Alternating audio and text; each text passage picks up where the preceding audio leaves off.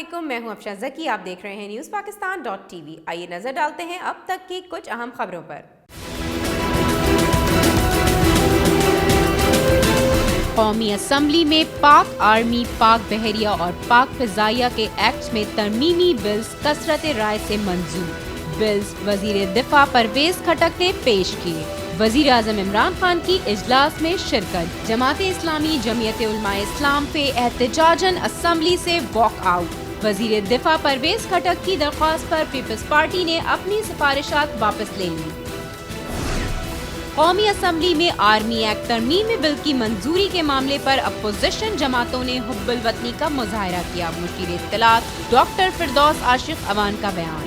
کہا، سیاسی معاملات پر اختلاف رائے جمہوریت کا حسن ہے۔ سیاسی حریف ایک دوسرے پر تنقید کرتے رہتے ہیں، لیکن وقت آنے پر تمام سیاسی جماعتیں قومی مفاد کو ترجیح دیتی ہیں۔ سیاسی جماعتوں نے اہم قانون سازی میں بردباری دکھائی ہے۔ پیپلز پارٹی نے اپنی تمام تجاویز واپس لے کر حب الوطنی کا ثبوت دیا۔ آرمی چیف کی مدت ملازمت سے متعلق سپریم کورٹ کا فیصلہ آئین کے آرٹیکل 243 کے خلاف ہے۔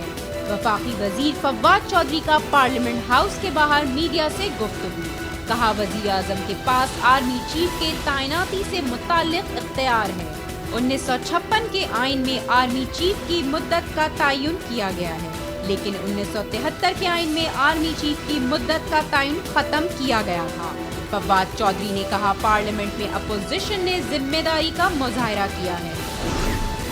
تمام سیاسی جماعتوں نے انتہائی ذمہ داری کا مظاہرہ کیا اور اب ملک میں جمہوریت کی بہتری کی فضا شروع ہو چکی ہے۔ سروس ایکٹ ترمیمی بلز قومی اسمبلی میں منظور ہونے پر وزیر ریلوے شیخ رشید کا رد عمل۔ کہا، ساری قوم پاک فوج کے ساتھ کھڑی ہے، یہ ایک خوش آئند بات ہے۔ اپوزیشن پارٹیوں نے بل کی حمایت کر کے قومی ذمہ داری کا ثبوت دیا۔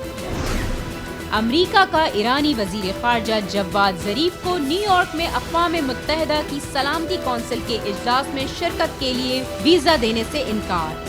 جواد ظریف نے جمعرات کو اقوام متحدہ کی سلامتی کونسل کے اجلاس میں شرکت کے لیے ویزا جاری کرنے کی درخواست کی تھی۔ اقوام متحدہ کے سیکرٹری جنرل کا مشرق وسطیٰ کی بگڑتی صورتحال پر گہری تشویش کا اظہار۔ فریقین سے عالمی تناؤ میں اضافے کو روکنے کے لیے زیادہ سے زیادہ تحمل کا مظاہرہ کرنے کا مطالبہ۔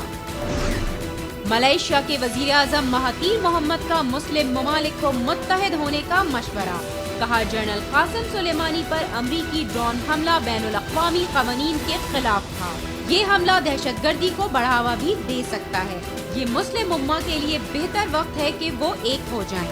ہم اب زیادہ محفوظ نہیں ہیں۔